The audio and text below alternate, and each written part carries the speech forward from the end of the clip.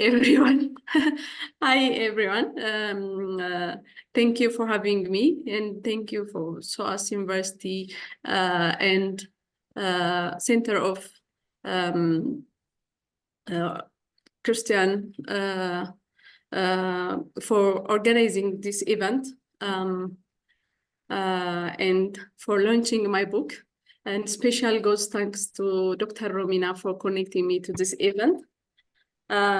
Before I go to introduce my book, to present my book, allow me how I am end up writing this book, to tell you how I end up to write this book. So, of course, I was concerned about women and girls starting early stage. I was advocating women's rights from early stage.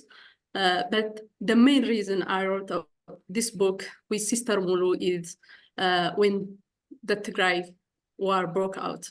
So suddenly, war broke out between Tigray regional government and Ethiopian federal government in November 2020. So I was a lecturer at the university by that time. But in November, for every public and private service, including the university that I used to work, stopped. Electricity disconnected, telecommunication disconnected, no transport, no banking. So everything goes black. So I found myself in the middle of one of the brutal war in 21st century that shows many atrocities and human rights abuses. And then some days later, some 3 weeks later, after the war starts, I began start a volunteer job in the IDP centers because many people were coming from Western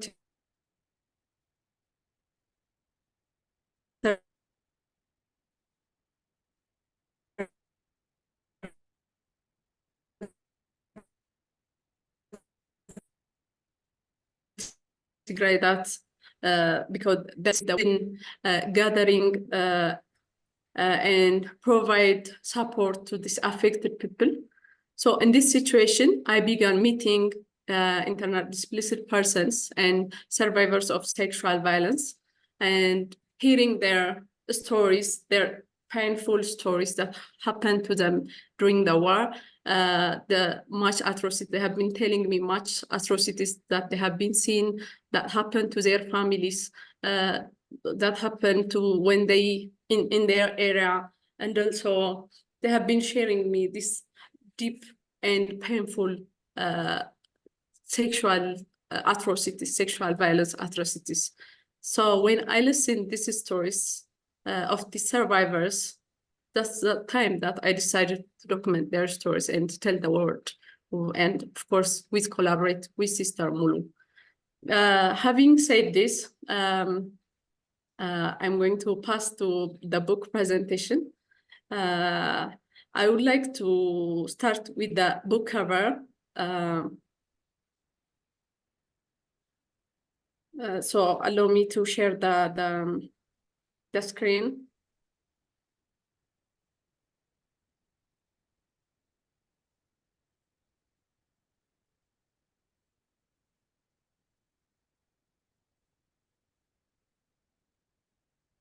So as you see in the screen, the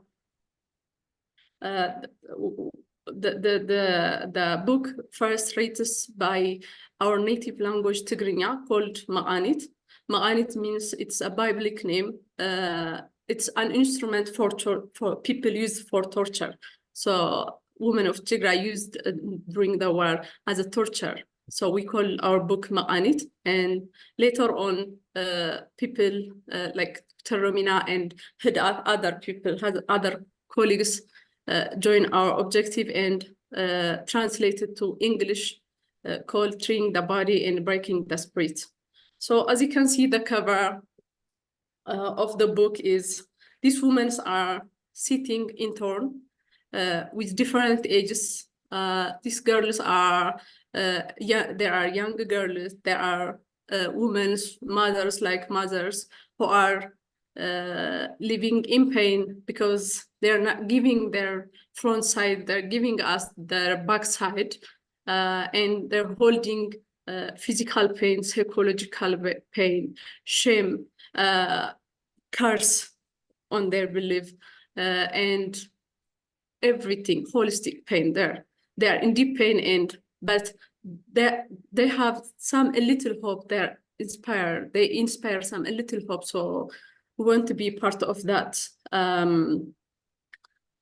hope, and we wrote the book with the objective of documenting the sexual violence crimes and injustices that were committed to these women and girls, and giving a voice to victims and survivors is a crucial part of finding a solution. So we aim to raise awareness about the suffering of survivors among the public, and inspire hope and provide support for other survivors who may be in similar situations, because, you know, now the world is becoming crazy. We're hearing many atrocities regarding to women in Ukraine, in Gaza, in Myanmar. So there are in Sudan, in South Sudan. So women are primary victim, and one of the pain the thing they're passing is they're becoming a victim of sexual violence. So, you know, it's so painful to hear that, and it's still happening. It's ongoing on women, but we want to provide a support for other survivors who may have similar, because they are not alone. They are in corner of Tigray who are facing this. So we want to encourage readers and to extend a helping hand to the survivors and contribute to their healing process, to the holistic healing process. These women and girls want to heal and to see that a little hope that you see on the cover. That's what they inspire, all of them. They have a little hope to heal. So we want to cultivate that with collaboration with other humanitarians, and so to promote the healing process and to promote the big pain is aftermath of this situation. So these women and girls are facing stigma from their own communities. They are hiding themselves from their own communities. So one of the aim of this our book is to promote an understanding of the trauma and stigma felt by the survivors, to foster acceptance of the survivors by their community, because it's not their crime.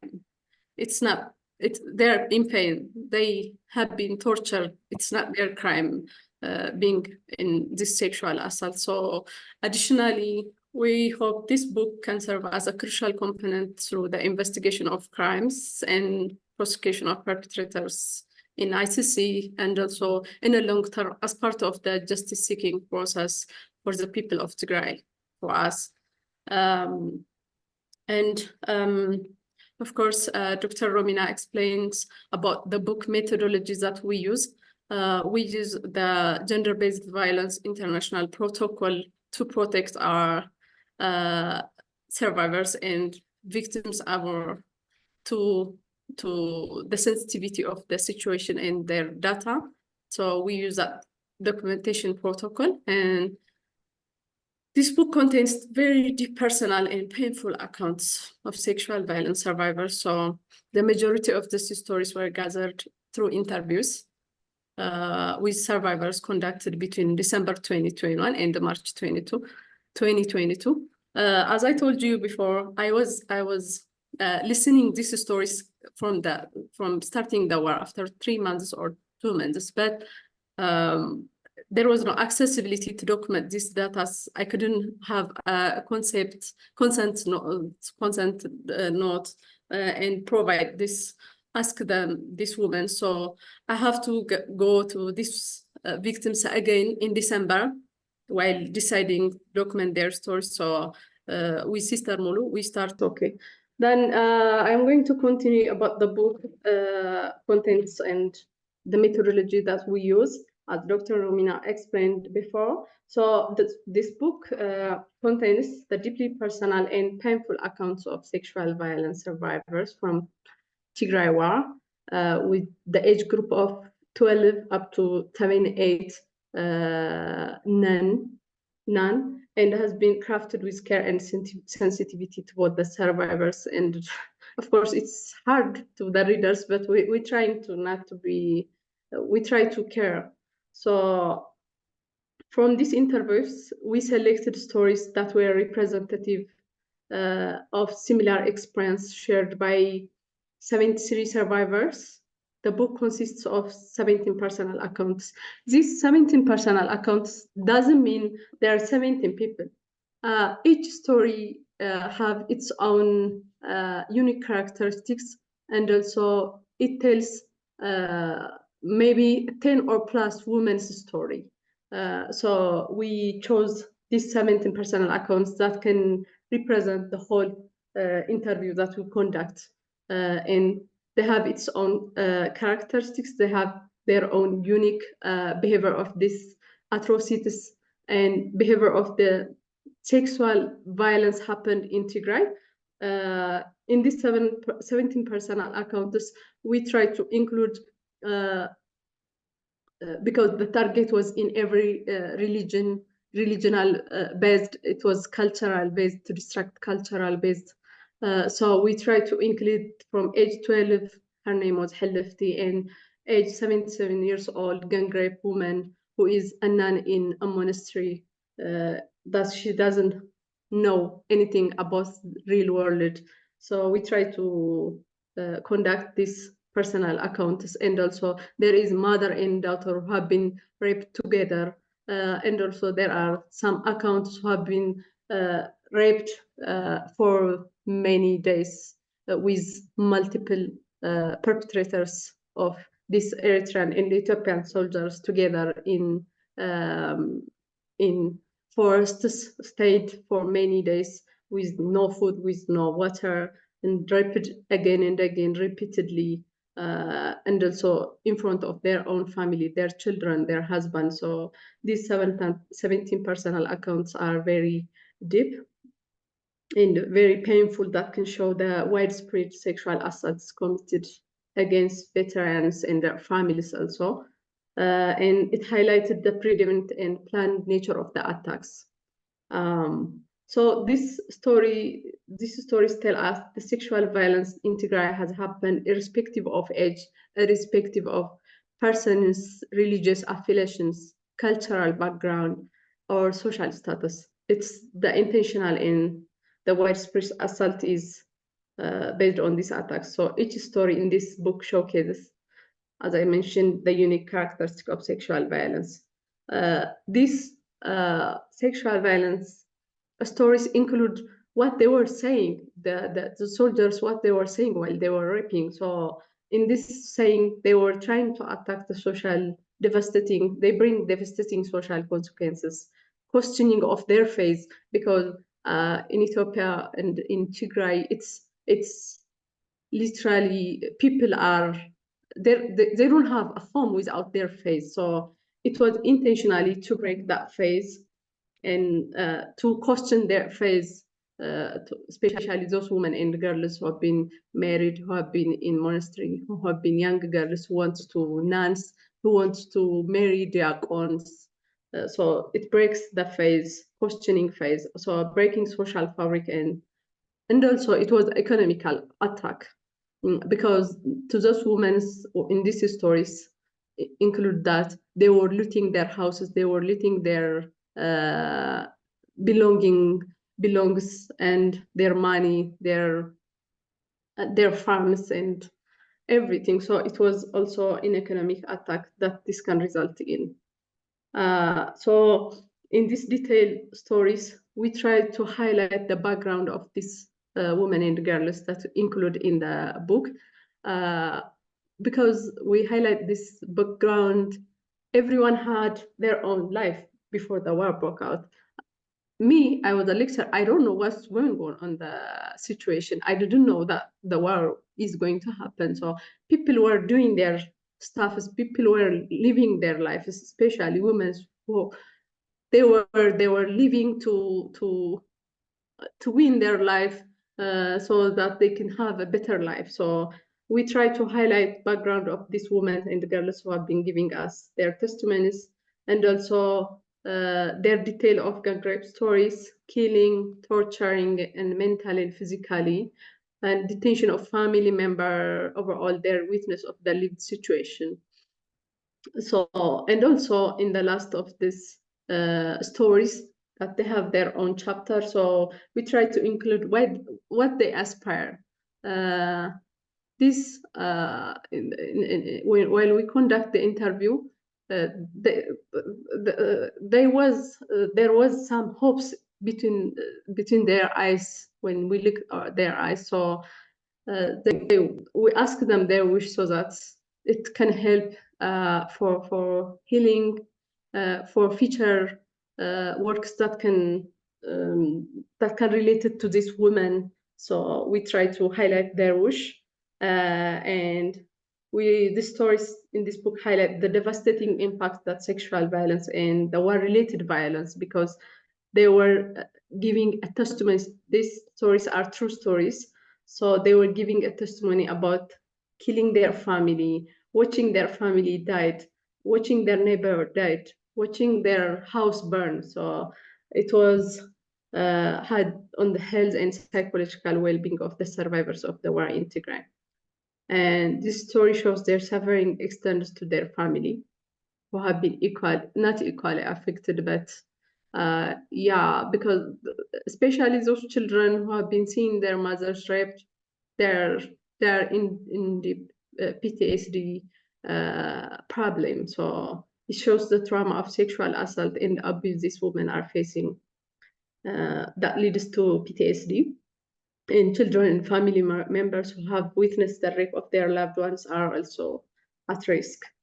Having said this, I would like to share some stories from the book so that I can discuss the intention and the people's interest, and also the phase was a big part of their life, and I select some stories related to our agenda, and I would like to meet you. Amahoy, it's chapter 5, page 32 in the book. So Amahoy is 77 years old. She had been living in a monastery her whole life, starting age 17. And then Eritrean soldiers came to the monastery with their gun inside the monastery, and they were distracting the others. They were distracting the areas, the holy places, and also they take Mahoy to camp, to military camp, and raped her for 2 weeks repeatedly.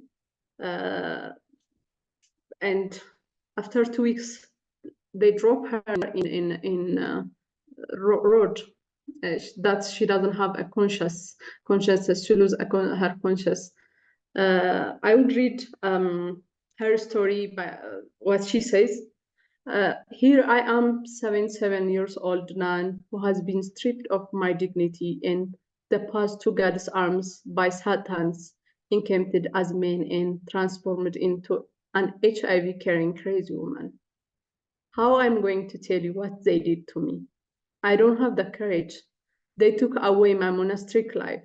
I had kept all my life. How can I even approach God after what they did? After everything they did to me, they threw me on the road. I lost consciousness and didn't know where to go. I couldn't even bring myself to enter the house of God, my monastery. Currently, I feel like a burden to everyone, and oftentimes I am unsure of my actions. It has been a while since I have spoken to God or have found any motivation to pray. I am aware that I am making it hard for the nuns who live in the monastery, but I have lost the sense of purpose in my life. I am unable to participate in communion, and my mind is plagued with torment. I would be grateful if God would end my suffering before my situation worsens. So this story tells us the trait and the intention of shattering phase. It creates shattering of phase to this our mother, old woman, and the trauma inflicted on the nun can symbolize the destruction of her faith and belief system, and the violation of the nun. This nun doesn't know any man, like let alone any man in her body. Everyone, let alone, and those who live in monastery, us who believe in the religion, we never hear military with their gun enter to the holy pillars, let alone will rape the women inside there. We enter the house of God with barefoot.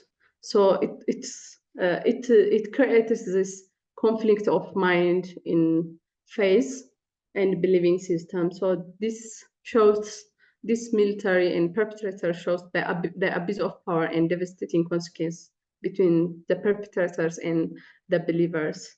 And I would like to share you another story. Hiwat is 34 age. It's chapter 16. I would love to share you the picture, but my internet is not good. So I will keep the story straight. Hiwat had been raped and looted her everything from her house. They came soldiers to her house and they looted her everything, her property, her money, while watching three of her babies. The elder one is 9 years old. His name is Kubram, and the youngest one is 1 year old. She's a girl. And I will not cover the whole story, but this is what I'm going to read you. They point their guns to her son Kubram, who was kneeling down, and said, "Tell us where you hide the cash, or we will execute him." Hiwat replied, "I will tell you, don't kill my child," and told them where the money was, and they took everything, all her belongings, and took her money. The commander began to rape her in front of her 3 kids. After that, the rest of soldiers gang raped her repeatedly for about 3 to 4 hours while she was still tied to the column. One of the Ben Amir is an Eritrean soldiers who have different ethnic. They call them Ben Amir. They have scar in their faces. That's why she called them Ben Amirs. One of the Ben Amirs beat her left breast till it started bleeding. He took a bite of her breast like it was mutton. Then he cut her left breast with the knife he was holding. They continued torturing her and threatening her with the life of her children, utterly saying, "You will kill both of your kids while you watch, but the baby will starve to death as you can't breastfeed anymore." This story tells a lot of things about the violence happened in Tigray. Hiwat's story is many Tigrayans' story. The act is a sign that perpetrators feel emboldened and believe they can act with impunity and further traumatizing the affected communities.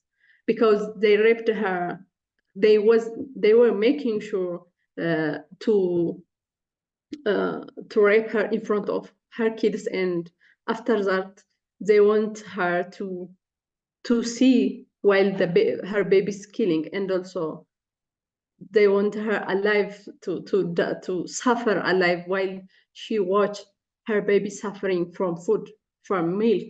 So they were making sure to extend the pain of the people, the pain of the women in Tigray. It was not only rape, it was everything. It was taking everything away from her. So it tells many things, and it encompasses emotional, psychological, and social and cultural dimensions.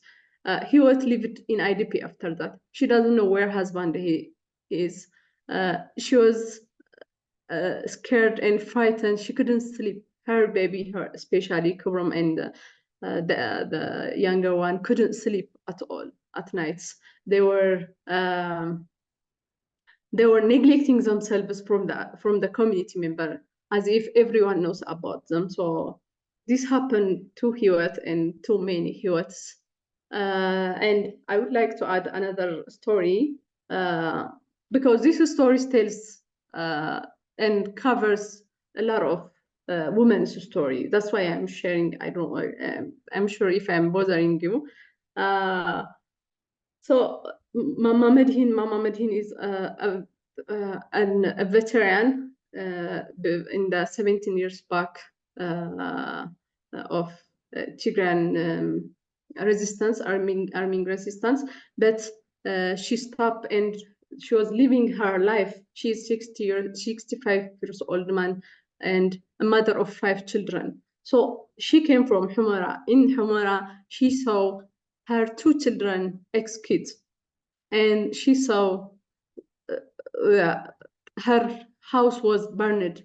She saw her friend was shot. She saw many things, and she was raped repeatedly by the soldiers who took her every belonging, and the soldiers who killed her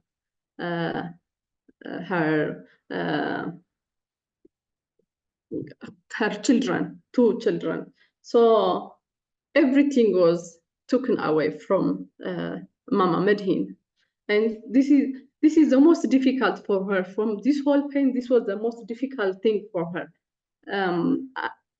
I will read her story. It's I did not disclose the sexual assault to my husband. I feared that it would break his heart further, and I didn't know how he would react. The perpetrators had instilled such fear in me that I couldn't bring myself to tell anyone about the traumatic experience, except for the doctor and a few trusted individuals like you. When my husband asked if we should take communion, I hesitated. Even though I longed for it deeply, I replied, "Let's wait, the timing is not right. Our church prohibits those who have been sexually assaulted from taking communion.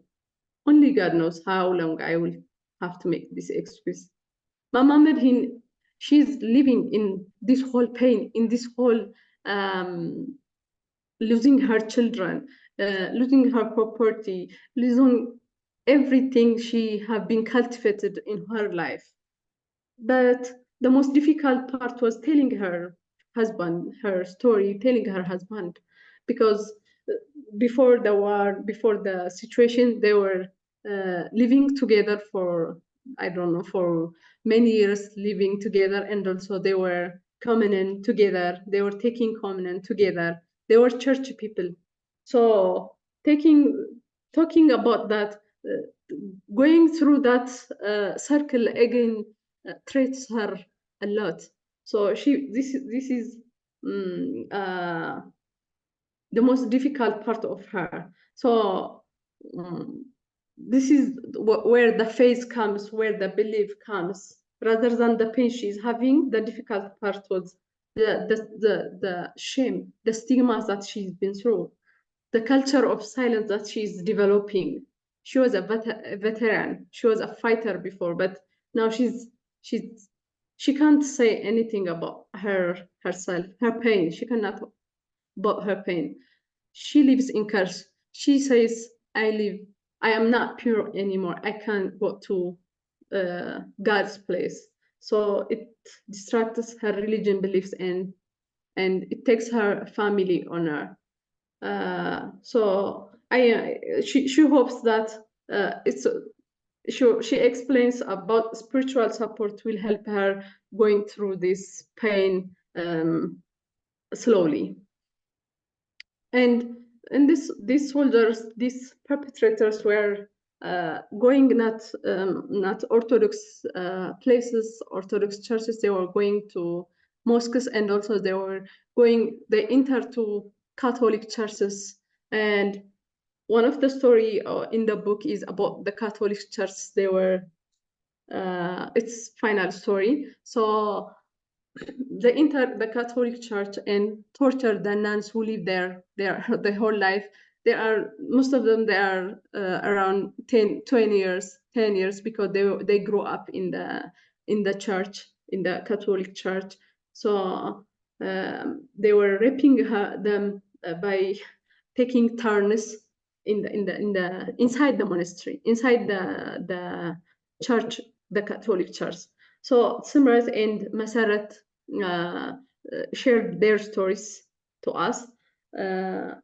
This chapter is chapter 7. It's farewell to our beliefs that says, if someone slaps you on one cheek, turn to them the other also.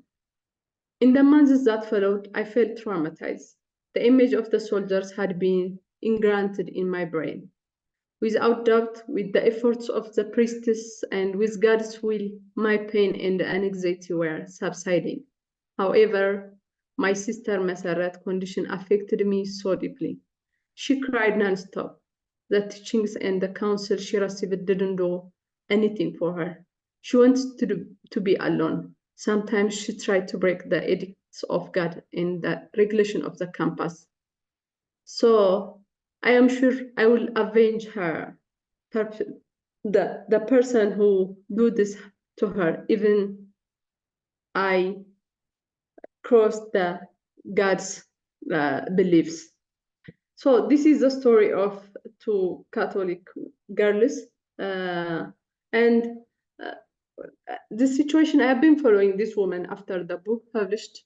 After the interview conducted. To some of them, I have been following their situations. So many of them, some of them, we lose them with life. They died because of the pain they have been through, and one of them, she killed herself because the situation was very harsh for her. She couldn't resist it, the pain. She couldn't resist it anymore. And some of them are getting a baby from the result of the rape. So they're struggling to live with this baby who doesn't know, they don't know about the father. So they've been struggling they ignore the old life and struggling to live the life that currently they have. And this woman, one of the women who shared in our book, her name is Simrat. Simrat is living now in holy waters so that she can heal. That's what her belief. So I call her often, and she's always in holy waters. In each part of churches, there are holy waters who. So she's living there with her baby, and many women are divorced because the social stigma and because their husband doesn't want to accept this situation, even the pain they are going through. So a lot of women are getting divorced. I believe godfathers have a big role since our community is believer, and everyone, not everyone, but almost everyone have a godfather. So a godfather is have to negotiate them and make the marriage right. But the culture in Tigray is not, especially in the rural areas, is not working because of the knowledge gap and the experience gap. So those women who doesn't have anyone to support them. So they're living their marriage life, and many young children are suffering from psychological pain, including most of them. They feel cursed. When I ask them, they feel cursed. They say, we're not pure anymore. That's the feeling of their going. So I'm finalizing on the book. So but on hearing of this and working with these women makes me wonder to work on the healing, long-term healing plan. So I am working on that project, maybe for the victims context, what's healing means. So I'm working on that, and we've been, this book is donated to CSO that can support the victims and other victims who have been victim of this sexual violence. Yeah, I'm done. Thank you so much. If you have any questions, you're welcome. Thank you so much, Birhan. I'm sure people in the room, are applauding for your courage. I can't see the room because I'm in a different location, but thank you so much for sharing. Yes, we put a brave face, but I just can't imagine the pain of the survivors. I read the stories, and I think I read one every 3 nights as I was editing it, because to cope with what I had read, I needed 3 nights to regain my sanity. So I can't imagine what you've gone through. I did want to say that we have a project as Project Dildil.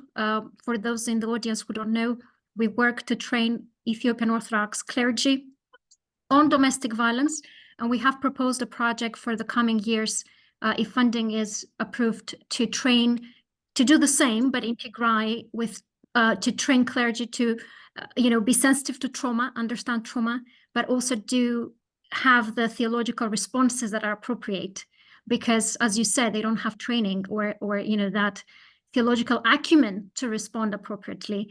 And it just terrifies me as an Orthodox, I'm Eastern Orthodox, that so much emphasis is placed on physical virginity. I've written about this in my PhD. I've traced the Ethiopian Orthodox Church in Aksum, and I discussed this many times with priests, because the Orthodox faith is about spiritual virginity, first and foremost, is becoming like saints. And so it is very interesting to me that the emphasis is on the physical aspect, which traumatizes further the survivors. So I think there's very important conversations to be had in the future if, as we say, God willing, we get the funding and do this.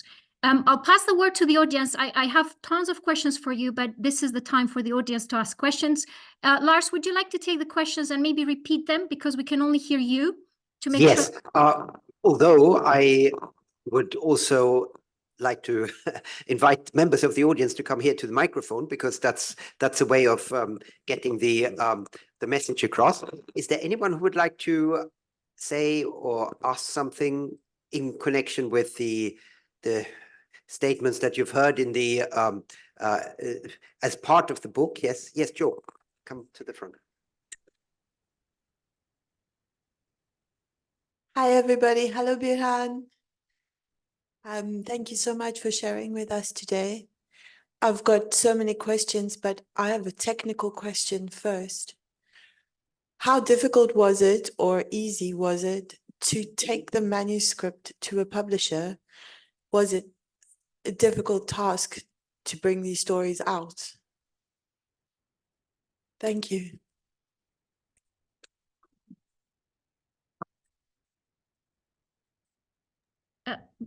Birhan, shall we take a couple of questions and then you can respond to all of them? Yeah, that's nice. Yeah, let's. Lars, can we get another or a couple more? Yes. We have another question, concrete question, general question. Human rights question. If people need time. Yeah, there's another one. There's another one coming up. Yeah.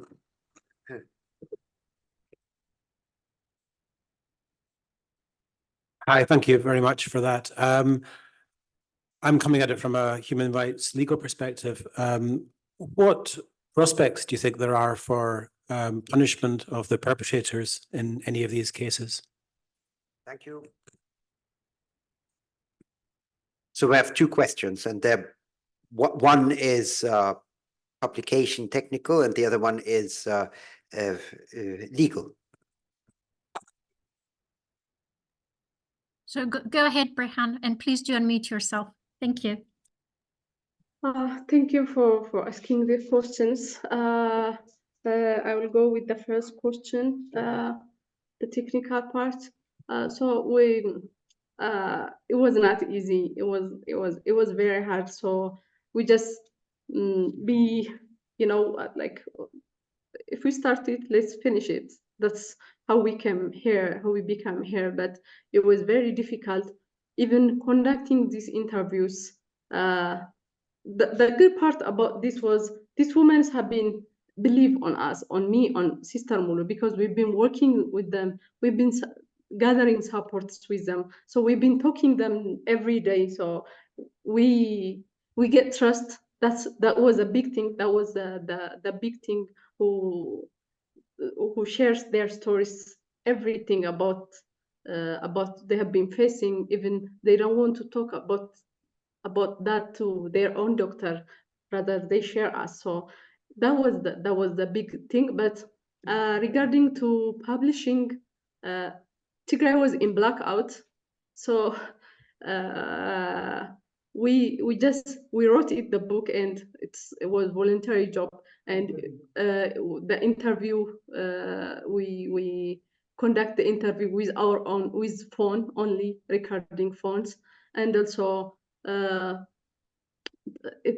Tigrigna version published in UK, because we didn't have an access. And also the government want to accept the book. Ethiopian government will not allow us to publish the book here, so we sent the soft copy to the UK, and there were a diaspora Tigrayan diaspora who have been connecting with us. So that's what we did in the publishing.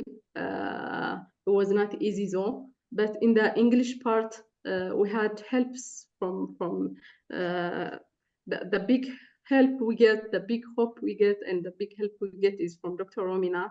I would like to say thank you, and also the objective that we had shared by other people, by other community. So they help us to translate it and publish it in Amazon.